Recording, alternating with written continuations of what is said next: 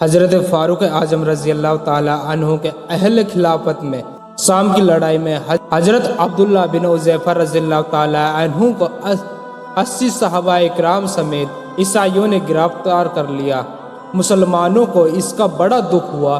امیر المومنین حضرت عمر فاروق اعظم رضی اللہ تعالی عنہ نے سائے ہرکل کو یہ خط لکھا کہ جس میں لکھا تھا کہ یہ خط اللہ کے بندے کی طرف سے ہے جس کا لقب امیر المومنین بادشاہ روم کے نام ہے۔ اے سائے ہرکل، جس وقت میرا یہ خط تیرے پاس پہنچے اسی وقت عبداللہ بن حذیفہ کو جو تیرے پاس قید ہے چھوڑ دے۔ اگر تو ایسا کرے گا تو تیرے لیے بہتر ہوگا، اگر تو نے ایسا نہ کیا تو یاد رکھ میں ایسا لشکر تیری طرف بھیجوں گا جس لشکر کے سپاہیوں کا یہ حال ہوگا کہ وہ ایسے باخدا اور ذاکر بندے ہوں گے کہ کسی وقت گھر میں یا بازار میں تجارت کرتے ہوئے یا سودا خریدتے وقت ذکر الہی اور نماز پڑھنے میں غافل نہیں رہتے۔ جب یہ خط ساحر روم کو ملا تو اس نے حضرت عبداللہ کو ان کے ساتھیوں سمیت طلب کیا، اور حضرت عبداللہ ساحر روم نے پوچھا تو تمہارا نبی عربی سے یا عمر فاروق سے کیا رشتہ ہے؟ حضرت عبداللہ کہنے لگا کہ وہ ہمارے رسول ہے اور یہ ہمارے امیر المومنین ہیں۔ تو ساحر روم پوچھتے ہیں کہ تم اگر عیسائیت قبول کر لو تو ہم کسی بڑے گھرانے کی لڑکی تمہارے ساتھ بیاہ دیں گے اور کوئی بڑا عہدہ بھی دے دیں گے۔ حضرت عبداللہ فرماتے ہیں کہ میں ہرگز اپنے دین سے نہیں پھروں گا۔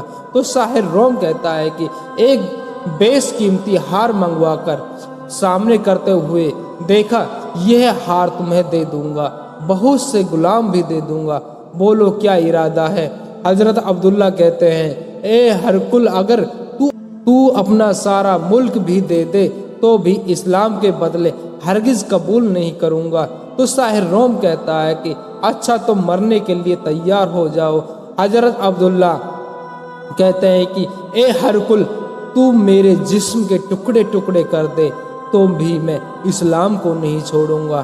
تو ساحر روم کہتے ہیں کہ تم عیسائیت قبول نہ کرو، صرف اتنا کرو کہ صلیب کو سجدہ کر لو، میں تمہیں ان سبھی ساتھیوں کے ساتھ چھوڑ دوں گا۔ حضرت عبداللہ بن کہتے ہیں کہ ہمارے رسول صلی اللہ تعالیٰ علیہ وآلہ وسلم نے ہمیں اللہ کا یہ حکم سنایا ہے، نہ سجدہ کرو سورج کو نہ چاند کو، بلکہ سجدہ کرو اللہ کو جس نے سورج اور چاند کو پیدا کیا، اگر تم خاص اللہ کی عبادت کرنے والوں ہوں۔ ساحر روم کہتا ہے کہ چلو مانو یہ مت کرو، لیکن تھوڑی سی شراب پی لو، میں تمہیں بھی چھوڑ دوں گا اور تمہارے ساتھیوں کو بھی چھوڑ دوں گا۔ تو حضرت عبداللہ کہتے ہیں کہ میں اللہ کی پناہ مانگتا ہوں شراب پینے سے۔ ساحر روم کہتا ہے کہ تمہیں ضرور شراب پینی پڑے گی، خنزیر کے کباب بھی کھانے پڑیں گے۔ پھر ساحر روم نے حکم دیا کہ اس شخص کو قید خانے میں قید کر دو اور آس پاس شراب اور خنزیر کے کباب رکھ دو، سوائے اس کے اور کوئی چیز کھانے کو نہ دو۔ بھوک سے تنگ آ کر خود بے خود یہ چیزیں کھائے گا۔ چنانچہ حضرت عبداللہ رضی اللہ تعالی عنہ کو 3 دن تک برابر ایک مکان میں قید کر کے رکھا۔ پھر چوتھے دن دربار میں طلب کیا اور قید خانے کے پہرے داروں سے پوچھا کہ اس نے کچھ کھایا پیا، تو پہرے داروں نے کہا کہ سب کچھ اسی طرح رکھا ہے۔ ساحر روم حضرت عبداللہ سے پوچھتے ہیں کہ تم نے انہیں استعمال کیوں نہیں کیا، تم نے انہیں کھایا کیوں نہیں؟ تو حضرت عبداللہ فرماتے ہیں محض اللہ کے خوف سے، صرف اللہ کے خوف کی وجہ سے نہیں کھایا۔ ساحر روم مگر جب جان جانے کا خطرہ ہو تو تمہارے مذہب میں حرام چیزیں بھی حلال ہو جاتی ہیں، پھر تم نے کیوں نہیں استعمال کیا، کیوں نہیں کھایا؟ تو حضرت عبداللہ فرماتے ہیں مگر میں وہ کام کیوں کروں جس سے ایک کافر کی خوشی ہو جائے اور خدا ناراض ہو جائے؟ تو ساحر روم کہتا ہے کہ اپنا پیر آگے کرتے ہوئے اچھا اگر رہائی چاہتے ہو تو صرف اتنا کرو کہ میرے اس پیر کے آگے جھک جاؤ۔ تو حضرت عبداللہ کہتے ہیں کہ میں مسلمان ہوں، یہ سر جھکتا نہیں ہے غیر کے آگے۔ ساحر روم کہتا ہے کہ اچھا تو لو، میرے ماتھے کو ایک بوسہ ہی دے دو، میں تمہیں اور تمہارے سارے ساتھیوں کو چھوڑ دوں گا۔ چنانچہ آپ نے بادشاہ کے ماتھے کو ایک بوسہ دے دیا، جسے عرب کے لوگوں کی عادت تھی کہ ملاقات کے وقت دوست کے ماتھے کا بوسہ دیا کرتے تھے۔ شاہ روم نے حضرت عبداللہ اور 80 مسلمانوں کو رہا کر دیا اور بہت کچھ سامان دے کر رخصت کیا۔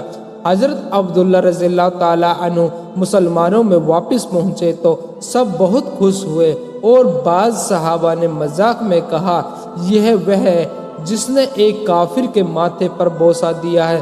تو آپ نے فرمایا، بے شک اس بوسے کا نتیجہ یہ ہوا کہ 80 مسلمان کی جان قید اور موت سے بچ گئی۔ تو اس واقعے سے ہمیں یہ سبق ملتا ہے کہ صحابہ اکرام رضی اللہ تعالیٰ عنہ کا اس قدر پکا ایمان تھا کہ دنیا کی کوئی طاقت، کوئی مصیبت انہیں ان کے پائے استقلال میں لغزش نہ لا سکی۔ وہ حضور صلی اللہ تعالیٰ علیہ وآلہ وسلم کے اس ارشاد کی ہرگز شرک نہ کرنا، خواہ تم آگ میں جلائے جاؤ یا قتل کیے جاؤ، پر کامل طور پر عامل تھے۔ یہ بھی معلوم ہوا کہ جان پر بن آنے پر بھی انہوں نے شراب و کباب کی طرف آنکھ اٹھا کر بھی نہیں دیکھا، تاکہ ایک کافر خوش نہ ہو جائے۔ پھر آج کل وہ مسلمان غیر مسلموں کی دعوت کرتے ہیں اور ان کے ساتھ کھاتے ہیں، ان کی خوشی کے لیے شراب پیتے ہیں۔ کس قدر ناعاقبت اندیش اور غافل ہے۔ یہ بھی معلوم ہوا کہ صحابہ کرام رضی اللہ تعالیٰ عنہم اپنے بھائیوں کے بڑے ہمدرد اور بڑے خواہ تھے۔ چنانچہ انہوں نے ہرقل کے ماتھے پر بوسہ دینا منظور کر لیا تھا، وہ صرف اس لیے کہ 80 مسلمانوں کی جان بچ جائے، اور ان کے پاس اس بوسے کا معقول عذر تھا۔ پھر جو آج آئے دن کفار کے ریاض کی پابندی اور بعد مذہبوں سے مشاف کرنا اور رواداری سمجھنا ہمارا سیوا ہو چکا ہے، سوچو ایسے لوگوں کے پاس کون سا عذر ہے۔ یہ بھی معلوم ہوا کہ حضرت فاروق اعظم رضی اللہ تعالیٰ عنہ کا دنیا کے کافروں پر وہ دبدبہ طاری تھا کہ آپ کا خط پاتے ہی شاہ روم نے کسی بھی مسلمان کو قیدی نہ رکھا، بلکہ سب کو رہا کر دیا۔